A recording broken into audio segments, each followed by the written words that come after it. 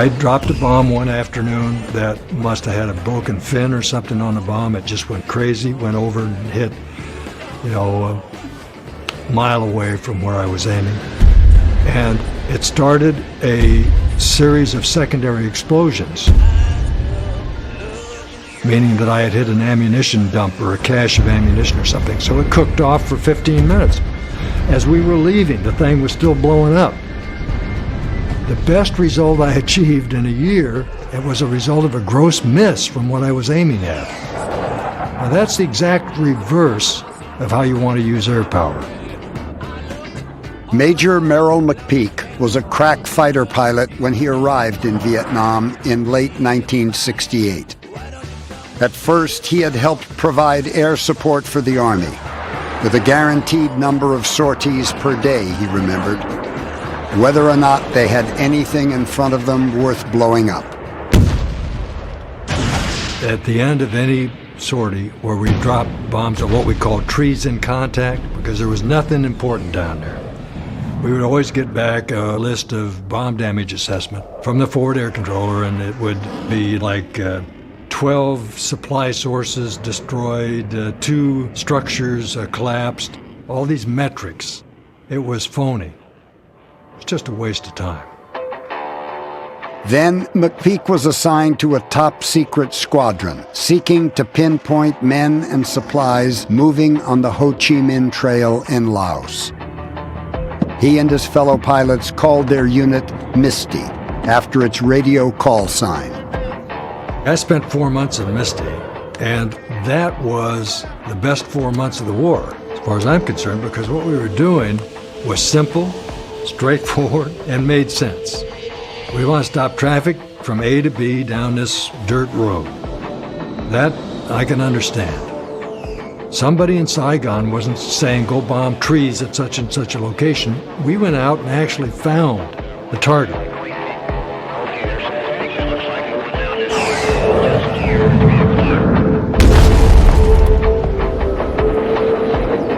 It was dangerous work. 1 out of 5 pilots was shot down.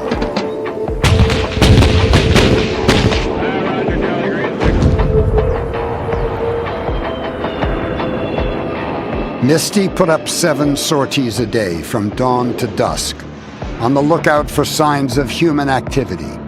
Gardens, encampments, roadside trees coated with dust, or wet roads on either side of fords that signaled a truck convoy had recently passed through.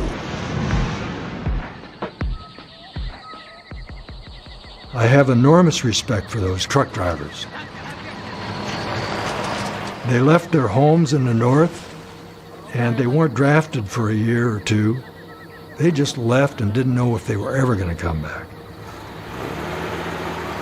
Although McPeak and his fellow pilots did not know it, among the drivers threading their way down the Ho Chi Minh Trail by night were hundreds of women. Cái ý định của cấp trên tức là để lấy cái tinh thần cho các anh em nam ấy, để đi vào trong đây là cho nó dũng cảm để vượt qua các trọng điểm máy bay địch bắn phá ác liệt, thì phải có các chị em phụ nữ vào cũng cùng làm những cái việc như thế thì cái tinh thần nó phấn chấn ngay. For 3 years, Nguyen Viet Anh drove her section of the trail, ferrying arms and supplies south, then heading back north with cargoes of wounded men. Cái đường phụ thì nó rất khó đi. Nó nắt néo rồi là nó trơn nầy rồi là nó dốc cao. They drove in stages, so they knew 15, 20 clicks of the road. And they drove from A to B and back to A. And then they rested during the daytime, and then the next night they drove from A to B and back to A. They had kind of memorized the road, which was very important because they were running without lights at night. Cái đèn quả dưa, quả táo như ngón tay tí tẹo này thôi này, nó chỉ sáng ra trước xe độ 1 mét thôi. Thì anh không thể đi nhanh được. sáng để đến sáng ra mới chưa được đến cái chỗ mình trả hàng thì lúc ấy là sáng ra thì máy bay nó hay quan sát, nó hay tìm mục tiêu.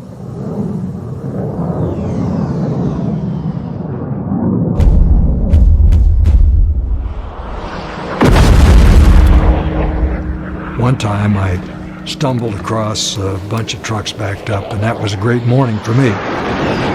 Occasionally one of them would break down in a spot where the trucks behind it would get trapped and couldn't back out of there. So you try to strafe the last truck so that it can't move. And these are one-lane roads.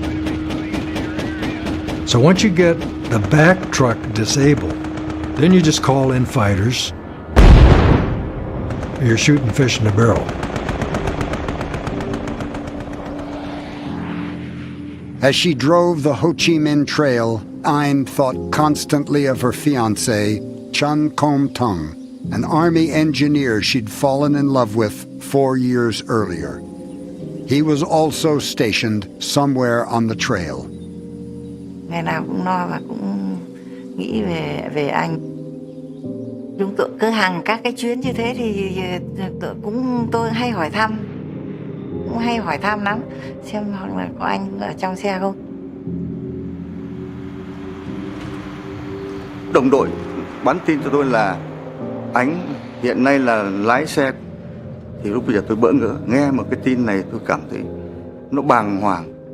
Bởi vì tôi nghĩ trong chiến trường ác liệt như thế này, với sức lực của cánh đàn ông chúng tôi, lái xe còn nhiều lúc còn do dự, còn ác liệt còn do dự, huống chi một thân gái.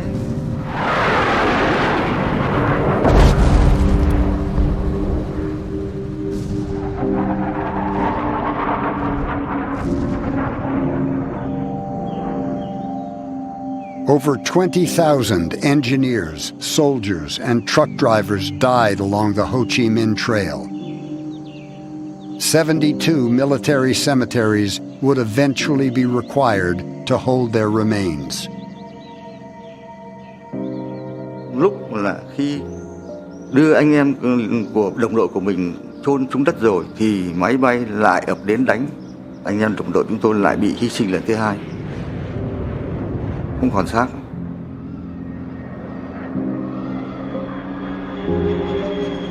We dropped more tonnage of munitions than the United States dropped in World War II. Most of it aimed at the Ho Chi Minh Trail. We did not stop traffic down the trail, and that is a big disappointment for me. To this day, it irritates me. The real failures were made at the policy level. We were fighting on the wrong side. The South, the government in the South was corrupt, and its people knew it, and we knew it. I'll tell you something, those truck drivers fought very well. I would have been proud to fight with them. So one of the things you got to do when you go to war is pick the right side, okay? Get the right allies. Merrill McPeak would serve 37 years and retire as Air Force Chief of Staff. Nguyen Viet Anh and Chun Kom Tung were reunited after the war and married.